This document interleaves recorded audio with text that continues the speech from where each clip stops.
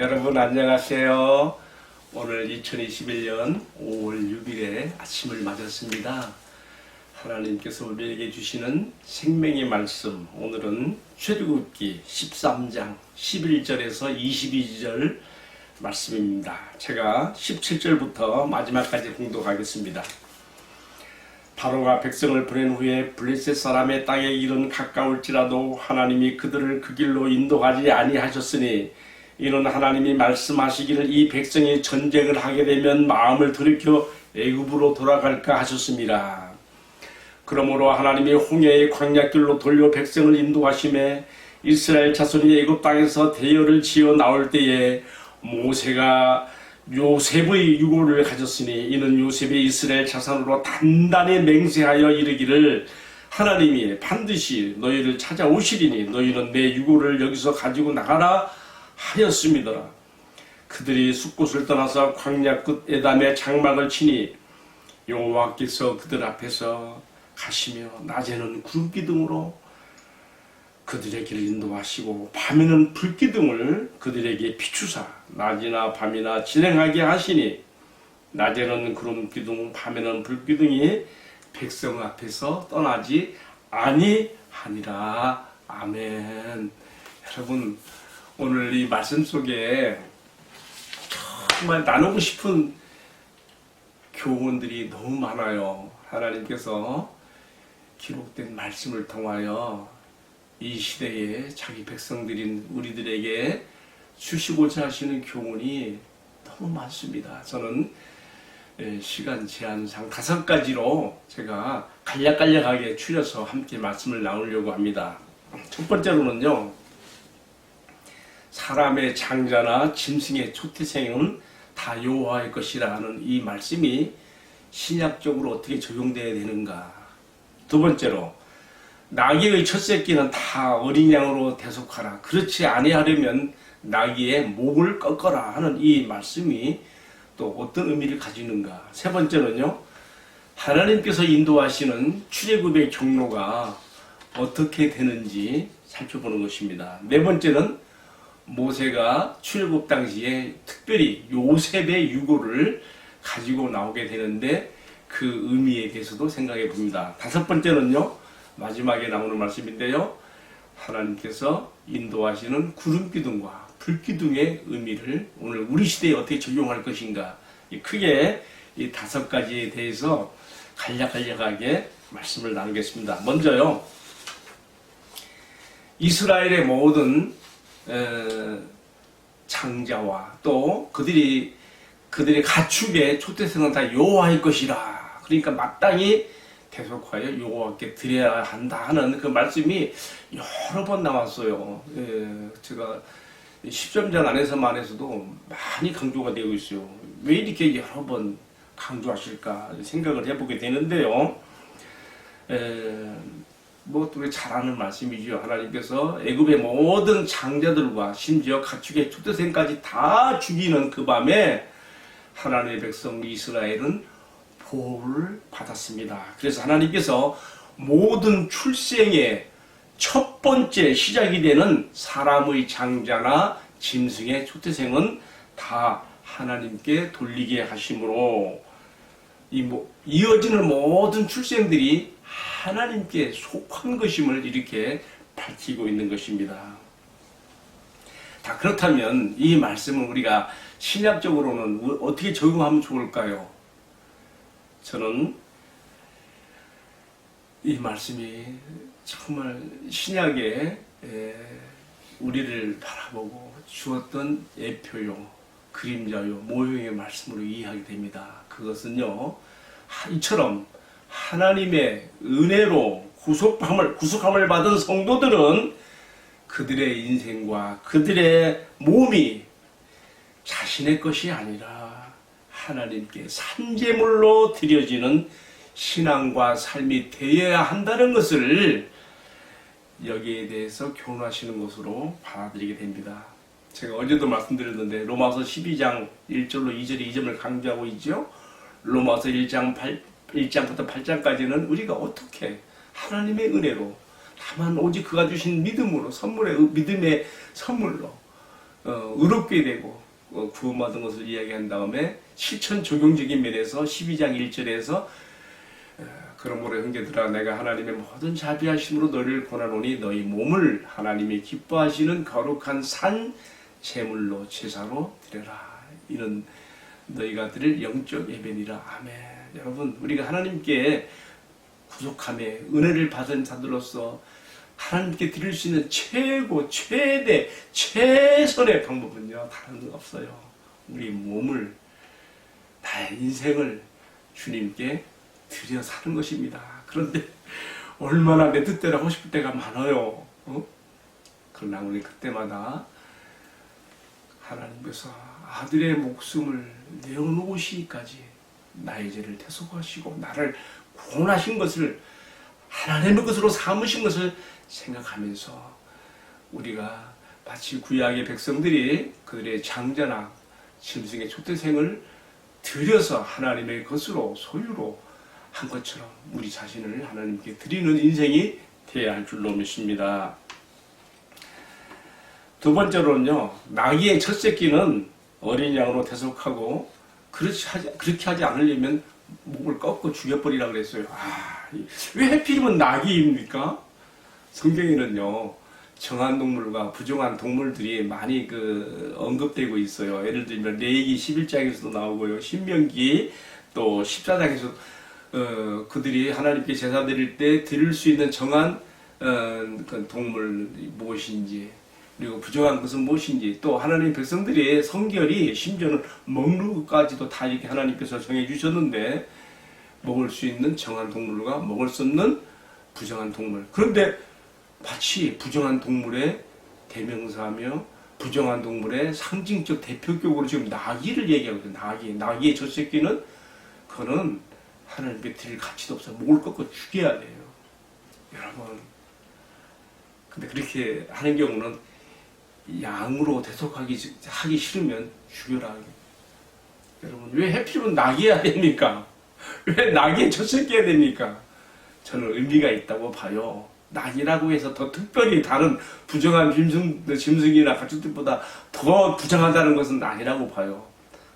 다 똑같이 부정한 동물에 속하는 것이죠. 왜 나귀냐? 그 당시에는요, 그 이유도 마찬가지입니다만 나귀가 가장 사람들이 흔하게 볼 수 있는 동물이었어요. 왜냐하면 나귀는 짐을 싣고 운반하는 수단으로 쓰용되기도 하고, 또 사람이요, 사실은 말보다도 나귀를 타는 것이 더 안정되고 나귀가 더 잘 길을 간다 그래요. 그래서 나귀가 가정마다 흔하게 많았거든요. 그렇기 때문에 하나님께서 지금 모든 하나님의 백성들의 눈으로 쉽게 볼 수 있는 나귀를 예로 들어서 이렇게 말씀하시는 것이죠. 나귀의 첫 새끼는 양으로, 어린 양으로 대속할 것이요, 그렇지 하지 않으려면은 목을 꺾어서 죽이는 것으로 나오고 있습니다. 여러분, 저는 오늘 이 말씀 묵상하면서 바로 내가 나귀 같은 놈이라고 생각하게 돼요.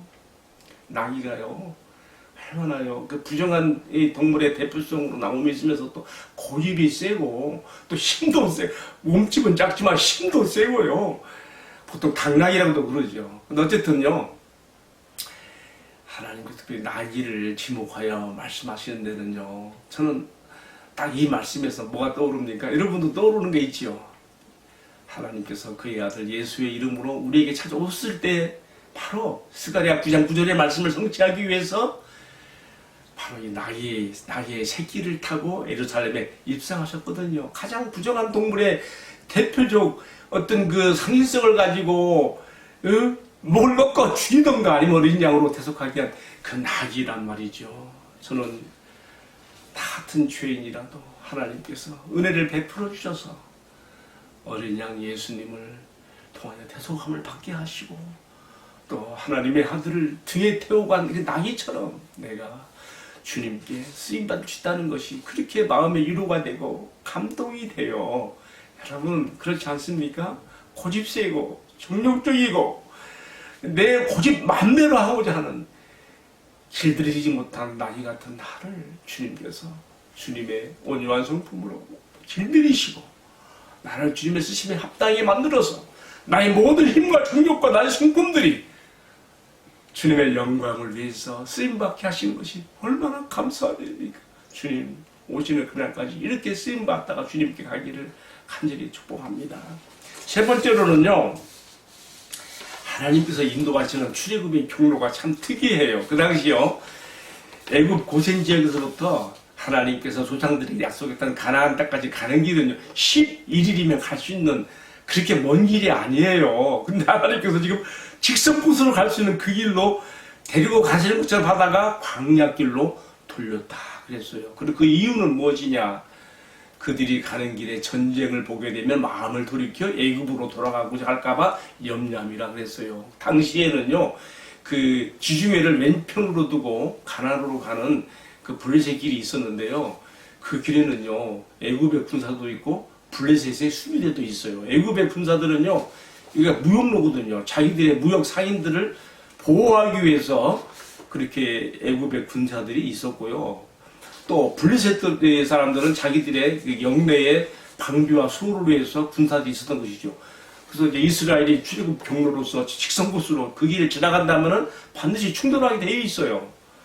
전쟁을 보면 아직 그들은 정신적으로 영적으로 하나님의 백성, 하나님의 군대로 아직 무장되지 못했어요. 말은 여호와의 군대라고 했지만 여호와의 군대가 애굽에서 나왔음이라고 표현됐었지요.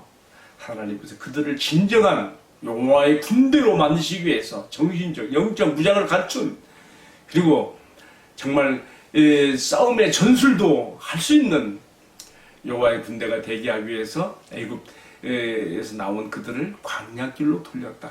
여러분, 저는 오늘 이 말씀을 묵상하면서요, 그래, 정말 하나님께서 광야 같은 이 세상에서 나를 인도하시는 그 길이 어찌 보면 쉽고 직선 코스로 빨리 갈 수 있는 그런 것보다 돌려가게 하시는, 우회적인 길로 가게 하시는 길의 어려움이, 때로는 그래서 시련도 어려움도 있다고 이렇게 인정하게 됩니다. 그러나 그것은 하나님께서 나를 사랑하지 않아서가 아니고 하나님께서 나를 정말 그가 원하시는 사람으로 나를 만드시고 이끄시기 위해서 인도하시는 길이라는 것을 이 말씀을 통해서 확신하게 됩니다. 여러분, 오늘 여러분들이 가는 인생길에 어떤 어려움이 있습니까? 어떤 고달픔이 있습니까? 왜 주님 나에게 이런 길을 허락하십니까? 라고 여러분 그렇게 마음에 토로한 적이 있습니까? 그러나 오늘 이 말씀에서 위로를 받으십시오. 하나님께서 인도하시는 나의 길이 험하게 보여도 힘들게 보여도 그 가운데서 나를 이끌고 있으며 나를 연단시키시고 나를 훈련시키시며 하나님의 사람으로 하나님의 백성답게 나를 이끄시는 주님의 손길이 있다는 것을 꼭 기억하시기를 주님의 이름으로 축복합니다. 네 번째로 나누게 되는 경우는요, 모세의 유골 이야기예요. 실수했습니다. 죄송합니다. 요셉의 유골 이야기예요.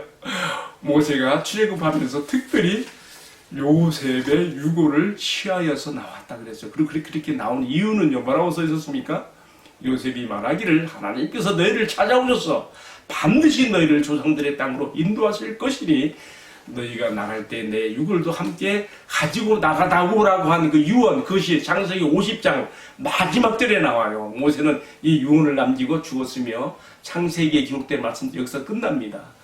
여러분, 어찌 보면요, 요셉의 이 유훈이야말로 그 이후 후세대 이스라엘 백성들이 애굽 땅에서 종살이로 살면서도 자기들의 조상들의 땅으로 인도하실 하나님을 바라보면서 소망을 갖게 한 소망의 말씀, 유언으로 작용했던 것을, 영향을 미쳤던 것을 우리가 생각해 볼 수가 있습니다.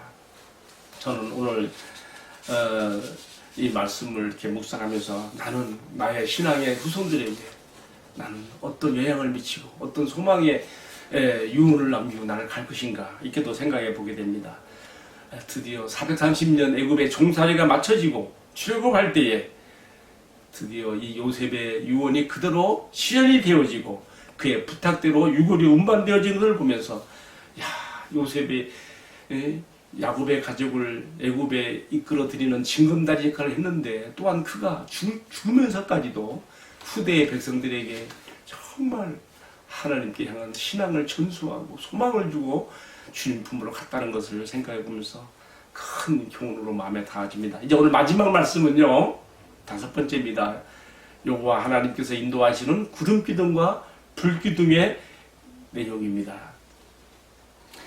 여러분 430년간 애굽에서 종살이하고 이제 막 출애굽한 이스라엘의 장래는 매우 불투명하게 보이고 막막하고 어찌 보면 좀 물질스하게 보이기도 하고요.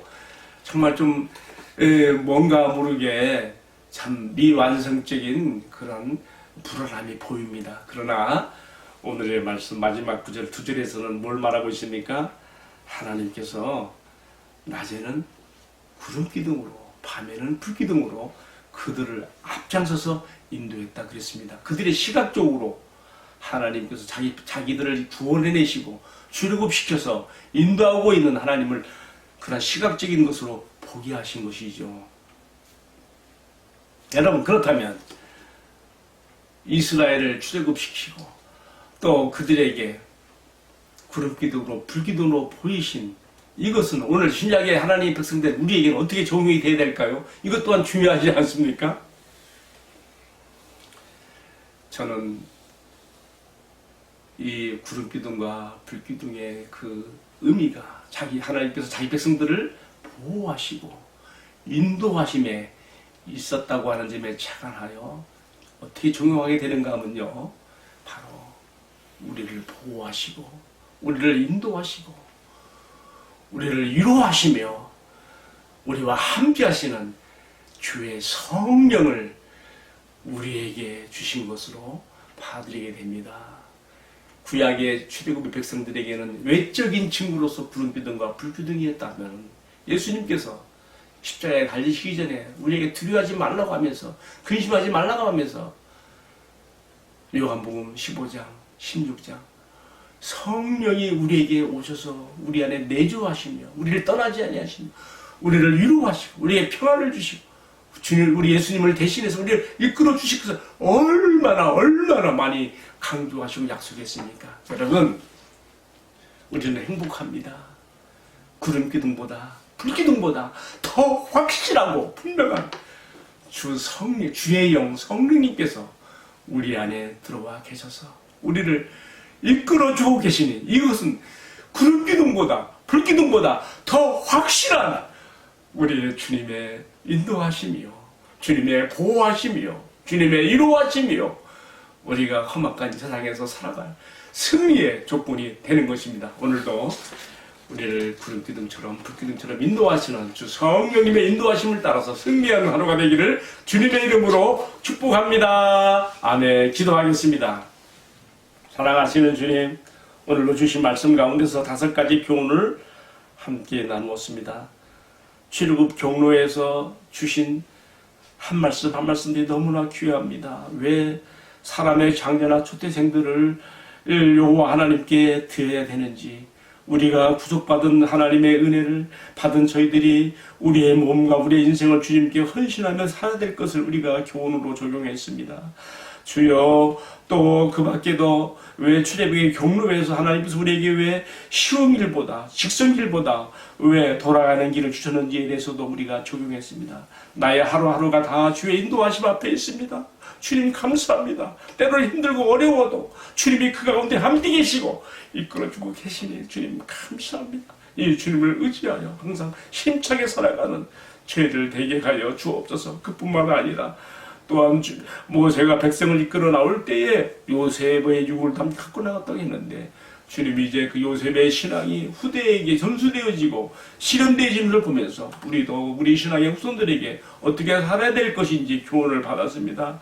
주여, 이렇게 우리도 살 수 있도록 은혜를 베풀어 주옵소서. 또 주님께서